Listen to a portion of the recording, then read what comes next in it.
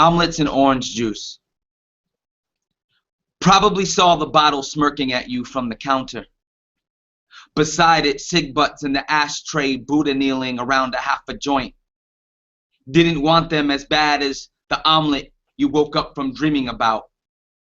Glass of orange juice with thick froth bubbled at the top, just the way you like it, all shook up. But there is no juice. There is no omelet. At least in your dreams you crave what you can chew and not what it is that always chews you. There is a bottle sweating vodka inside. You've calculated 8 stiff swigs. Imagined yourself drinking it like a cowboy would, straight-faced and dusty, no squints. Just slamming the shot glass onto the countertop as fast as the last drop slides from the glass lip. You always wanted to be a cliché cowboy. But you know that cliché cowboys do not melt into themselves like you always do when the doors are open and freedom screams in your ear, I am here. You were always afraid of loud and just being. Always trying to fight your way out of your own skin. My only wish had been for you to realize the beautiful truth of you. The you of you is made up of the most stunning numbers in existence, but you never count them. Maybe you were never taught how to count. Maybe you were never counted. You know that you should leave the joint in the ashtray and that it's amazing that there's a joint left that you know that you should leave. You know that you should leave the sweating vodka in the bottle and that it's amazing that there is vodka left that you should leave. You know that you should leave. That it's amazing that you are left to leave. But you stay. You smoke the half, eyes closed, imagining it is an omelet. Swig the sweat, eyes closed, pretending that it is the froth. Ladies and gentlemen, Paper Voices welcomes you to episode 8 of our Google Hangout Open Mic series. Wow. Ladies and gentlemen, we welcome you to our Right Out Loud Open Mic series, episode 8. Yeah. I have 2 of my crew members from Paper Voices here to share some poems, and we have Marilyn in the house! Yeah. We are excited to share our words with you and to have you share your words with us. And without further ado, I would like to introduce our first poet of the day. Please put your hands together for Will Johnson!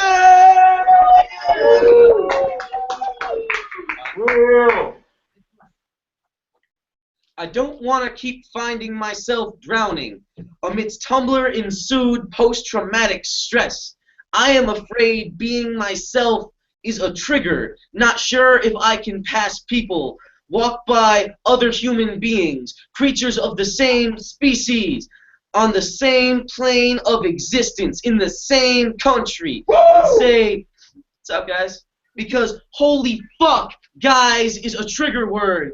It's been manipulated not to mean they, but him, molded the word out of plastic explosive and stuck it to the roof of their mouth, and when you set it off, it is no longer a friendly encounter between 2 human beings, 2 creatures of the same species, 2 objects on the same plane of existence, 2 citizens in the same country. It is a war. You versus the world, because others have heard the blast and have come to aid the triggered. You versus a crowd of conformed individuals, telling people their views make them unique but not dangerous. You are now Fonzie, jumping the shark, except now you're leaping the Pacific using a rusted pink tricycle, but multiplied by chummed waters and Shark Week. It's time to pedal, motherfucker, and you better pedal fast, because they are not hot on your heels. They are gripping your Achilles with molten members. There is no escape. So it's time to pedal, motherfucker, and you better pedal fast. Thank you. Give it up for Will Johnson! Up next to the mic, I would like you to press your palms together for Jessica Bell!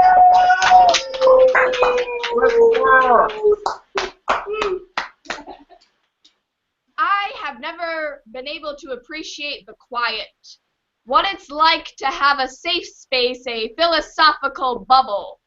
The pull of the tides in mid-August with the sunset caking the skyline, while the waves form a frothy overlay that'll soon be sent away. Like the letters I forgot to send, but we really know it's because my handwriting smudges like the makeup I don't know how to apply. The taste of harmony that sits like sugar on the tongue, dissolving with satisfaction. How to swallow the I'm sorry's like Tylenol that doesn't help me rest. I let sleep weigh heavy on my eyelids, caressed with veins to replicate constellations that I will never recognize, like the face of brilliant people I've yet to meet, with minds that could paint murals. When you've been permanently scarred by your father, you don't really get quiet moments. You wash your hair with the same raw shampoo, letting the steam fog the same old mirror that collected dust in the corners of the frames, only to wipe it with your palm to reveal eyes of emerald and thought, this is what it's like to be empty. Rib cage the remains of a forest fire dwindling, skin the color of milk freckles that overlay your back like sprinkled cinnamon. Your body is over expensive caviar.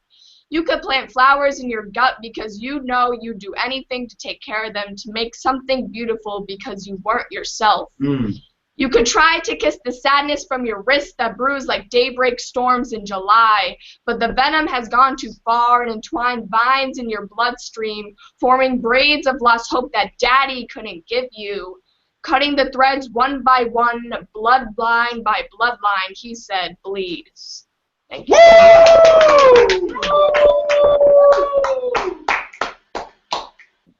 We are paper voices, and we have poems to say, like people with books and faces, Facebook days away. Look at me, I am here, I am someone because you know it. Give it up for the poets! Up next, I'm ultra excited bonkers about Maryland. We haven't been able to team up with you for some time, so we're really excited to hear what you have. At this time, I would like everybody to put their hands together for our Maryland poets. Clap for Maryland! All right, thanks. Many are called, but I have been chosen. Unlike a tame horse, I refuse to be broken. I refuse to be a victim in this decadent society. With this dangerous mind, I'll fracture your reality. Grab hold of your thoughts before you can spit it. If it's a crime to murder ignorance, many felonies I have committed. I am the phoenix. I have arisen from the ashes, born from the hearts of revolution and product of urban clashes. All right, coming up to the stage, we have Jawan. Hey! Dear Dr. King, you told me that being black is beautiful, that my darker pigment shouldn't have to be the deciding factor in which schools, stores, or water fountains I was allowed to use. But this was you all's reality indeed. How were you able to grab hold of your humanity when so much was done to try to keep it from you? How were you all able to hold on to your humanity when so much was done to try to keep it from you? Was it your dream and the dream of thousands who marched alongside with you through the epitome of pure evil for equality? We can never be satisfied, you said, until justice rose down like waters, righteousness like a mighty stream. And 52 years later, I ponder on the fact of if justice has truly, completely rolled down like waters and righteousness like a mighty stream. And I know that if you were still alive, you would analyze the mighty stream and see that its waters were far too shallow and far too transparent for all of justice to have been served. We cannot walk alone, he said, and as we walk, we must make the pledge that we will march ahead. We cannot turn back. And 52 years later, and this galvanizing message still applies to us today and prosperity tomorrow. Over the past couple of months, There have been an abundance of events in which remind us that our country is still inflamed with racial injustice. We can no longer become complacent in a society in which more progress is to be made. There has been too much bloodshed, too many lives lost for us to stay complacent. We must keep moving forward. The ball is in our courts, peers. Torch has already been passed down to our generation. I take it with pride and will run ahead. We have to take it with pride and run ahead with it. Let's keep Dr. King's dream alive. The movement must flourish. Yes. Up next, we have Asia.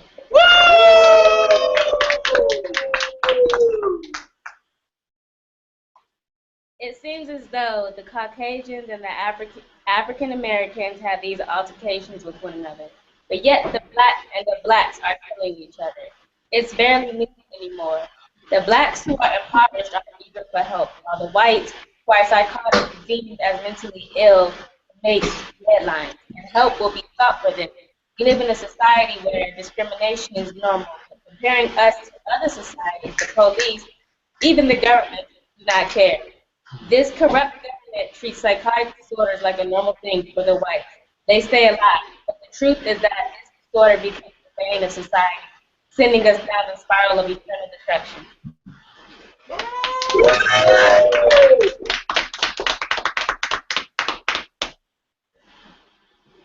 All right, one more by Juan. I am. Mind, pen, and paper writing and speaking my truth is not a decision but an obligation. I am. Mind, pen, and paper writing and speaking the truth of Please, Mr. Lord, please call star 800. not a decision. As God is not a creation that will not.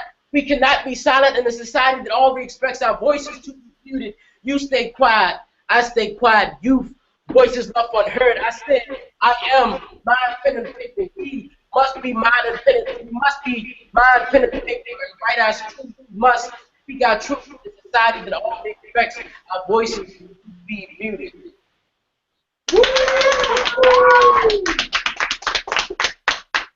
All right, thank you, man. Tesla, back to you. Thank us. We're just very good. Yes! Thank you, Marilyn!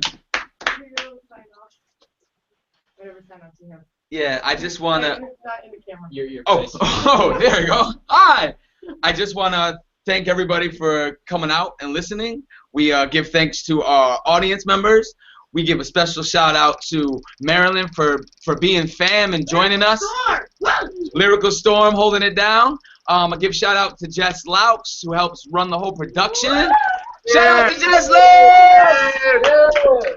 I also want to say hello to my Young at Art family. Young at Art supports us in all things Pomi. Last night was an amazing open mic night that we had a lot of talent from a lot of different places. It's a beautiful thing when we can have potlucks of poetry to just deliciously enjoy. So I'm so happy that we had that experience last night. For people that are local, I want to let you know that we're teaming up with Brave New Voices, and there's a first trial slam competition that's listed for January 30th, which is next Friday at 6 p.m. Bring 3 poems. Poems cannot exceed 3 minutes. Tell a friend, tell a friend's friend, tell all your friends' friends and friends to come on in. It's a beautiful experience. Come out to compete. And remember, it's really not about the competition. I use that word loosely. It's really about the poetry and coming together and, of course, expressing all the different flavors that we all have in our hearts through the microphone. So I invite you all there. Do you have anything to say? Not really, just thank you, Marilyn, for being here with us today. We will see you next Thursday at 3:30. Peace!